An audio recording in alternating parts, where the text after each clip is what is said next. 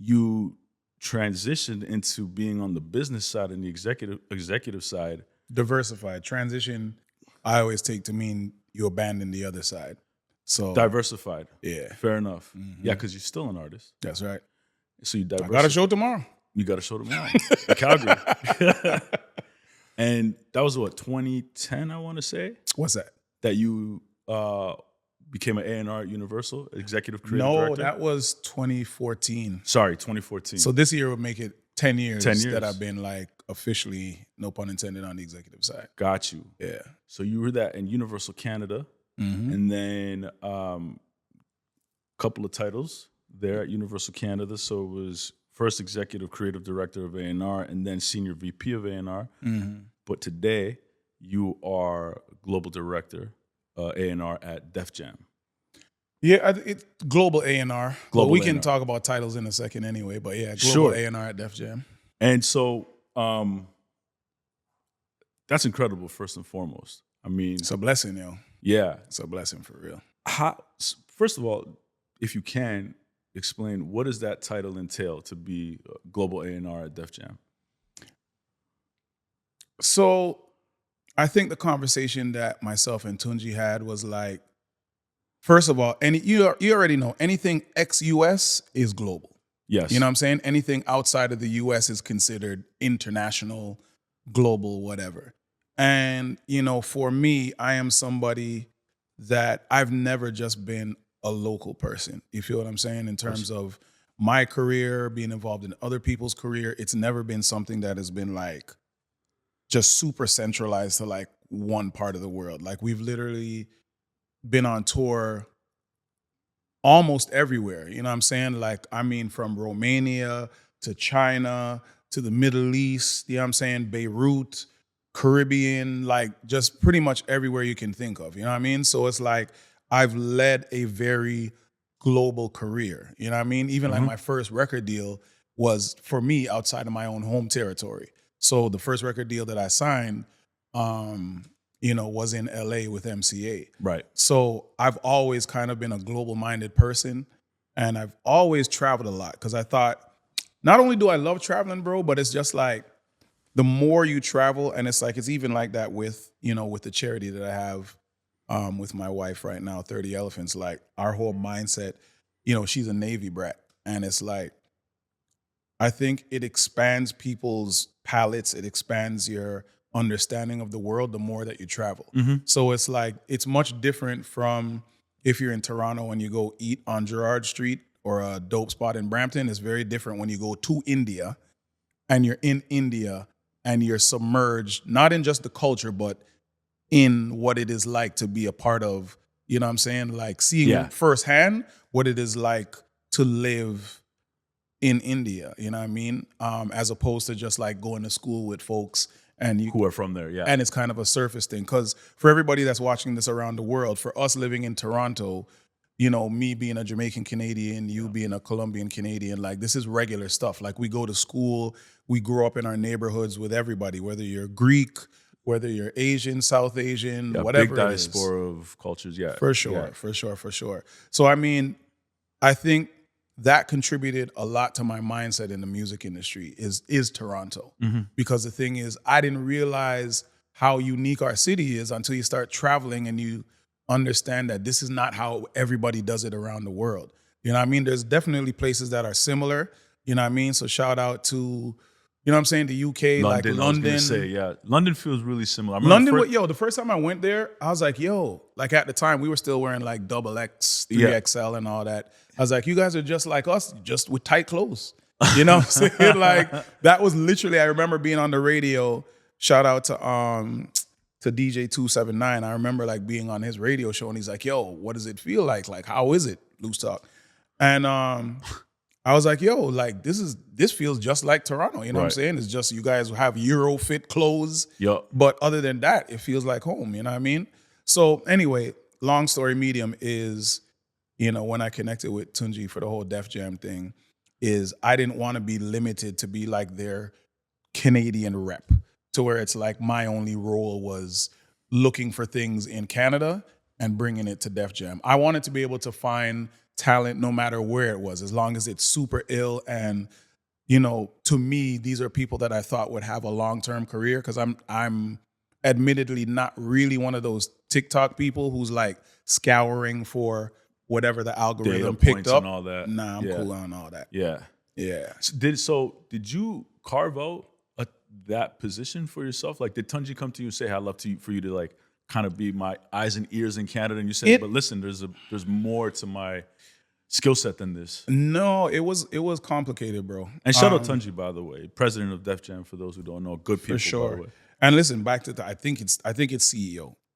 Okay, sorry. I think it's CEO. I think it's president. My and bad, CEO. Tunji. You know what I'm saying? My bad. I got your back, Nigerian. But it's one of them ones where it's like, you know, what's the industry? Cut his teeth. Yes. Is that the term? Okay. Depends on where you're going with it, but true. I cut my teeth in the Canadian space. Yeah. So, you know, shout out to Randy Lennox. He was the one that gave me my first opportunity. Okay, I was gonna say as on the business side, yeah, because as an artist, executive, it was. I mean, here in Toronto, but you know, like you said, you signed your deal at MCA. But yeah, as an executive. So that's the thing is, it's like I knew Randy casually, right? You know what I'm saying? Because I wasn't ever signed to Universal Canada, so it's like I didn't really know him more than like anybody from Europe or America knew him. You know what I'm saying? It's like I would see him and, yo, Randy, what's up? Or I'd come visit the Canadian office because I knew some of the guys. Yeah. But it wasn't one of those ones where I was beholden to whatever he was dealing with. Yeah. So the way that we started working together was actually, and this is important, it was actually, I was gonna say that, yeah. Yeah. It came from a casual space. Shout out to my guy Jimmy Williams, like mutual friend of both me and Randy.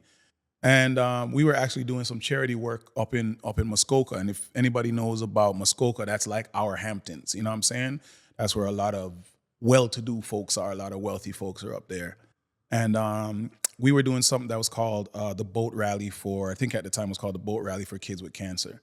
So I've always, you know, donated my time and my efforts up there. It's a fun weekend, you know what I'm saying? But they always raise a lot of good money for kids with cancer. And one of the weekends we were up there, I remember like it's a whole like Friday to Sunday kind of ordeal. And I remember the Friday I was talking to Randy for a bit at one of the events. And then the Saturday I remember he was picking my brain about something music related, like you know. Just on some, Just on some like, yo, what do you think about this? This is what I'm trying to do. And, you know, we spoke for a while. I didn't think anything of it. And then the Sunday, you know, Jimmy had something at the crib. And it doesn't matter who was coming in or out of the bathroom, but like I think I went to use the washroom. I came out and Randy was in the hallway and he's like, yo, I wanted to talk to you about that. We ended up talking, literally just posted up right there outside of the bathroom for like an hour and a half. Yeah. Just he was just picking my brain. I was just like, oh, what about this? A, B, C, D, blah, blah, blah. And I remember him giving me this look. And I was like, all right, cool. Like, wasn't whatever, but I noticed like it was a look like he was intrigued or whatever. And literally, you know, he hopped in his boat to go back to his spot. And by the time he got back, like he had sent me this message. He's like, yo, I'd love you to, you know what I'm saying, to come to the office and come check me or whatever. Yeah. And at the time, I actually had to travel to Africa to go do some more philanthropic stuff. We were building schools and houses and things of that nature in South Narok, which is a drive from. Anyway, we went to Africa. I came back and I went to see him, and I remember, you know, it was pretty dope because he's like, yo, he's like in the book of my career, he's like, I feel like there's chapters left. But he's like, I would love for you to come work with me to help me really plant the flag, you know what I'm saying? And like really make some of these chapters count. And I was like, oh, you know what I'm saying? That's dope. And I remember he was like, yo, I'd love to give you your own record label. I was like, don't want it. Way too much work. I'm not trying to. Listen, I've seen, you know, shout out to Ghetto Concept. I remember they had 7 bills. Yeah. I've seen, you know, Figure 4, all these different like. Well, I mean, you were signed a Convict as well too, right? So all of that. And I was just like, nah. I was like at the time I was like super, super artist centric. Like, Yes. you know what I'm saying? Just focused on me, my career, and whatever else. But he was like, listen, okay, no record label. He's like, think of a title, whichever title you want in the organization. It's like it's a blank piece of paper. So he's like, go away, think about it, let me know what position you'd like. What was the conversation, if you remember, with him that you saw that he became intrigued, that he was really paying attention? If there's anything specific there? With Randy, Yeah. it was, he just liked the way that I process things, and I think my perspective, you know what I'm saying? Because Yeah. a lot of the times when people are in the industry for a long time, and especially in that executive space, it's kind of like you only see things through a certain lens. Yeah, they operate in a box. Yeah. They tend to operate, not everybody, but a lot of people tend to operate in a box. And sometimes for me, just stick a pin in it. Remind me to tell you about, shout out to Ray Daniels. He gave me this dope thing about the scientists versus the magicians. Okay. But we'll get back to that. Anyways, basically, you know, Randy was just like, yo, I just love the way that your mind works. And I'd love to, you know what I mean, help. I'd love for you to help me just tackle everything, you know what I'm saying? And bring your perspective, your creativity, and your network to what it is that we're doing here, you know? So at the time, I was managed by Mark Pitts and Wayne Barrow from Bystorm. Yep. And, you know, at that time it was fire, because at that time they had J. Cole, they had Miguel, they had like all these people. So, you know, home team was super ill. Crazy. And I remember, you know, I was just like, like, I don't know. And they're just like, yo, like, you got to think about it. Like, you know, Jay-Z was in there at Def Jam for a couple years, few years, whatever. But he's like, yo, think about all of the dope things that you can learn about, that you can apply to yourself in this role, but then also just in general have a broader understanding of what's happening, you know, within the industry and within the business. Yeah. And speaking to that, what's interesting is just even with a lot of the icons, a lot of the people, my heroes that I met, I didn't realize that people don't actually have access to behind the Iron Curtain. Right. So people's whole careers, they're still bucking the system, you know what I'm saying? Like, still trying to figure it out.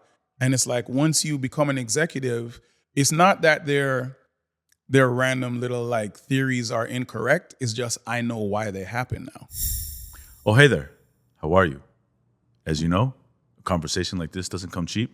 Therefore, I just need you to hit the subscribe button so we can continue to provide you value. Thank you.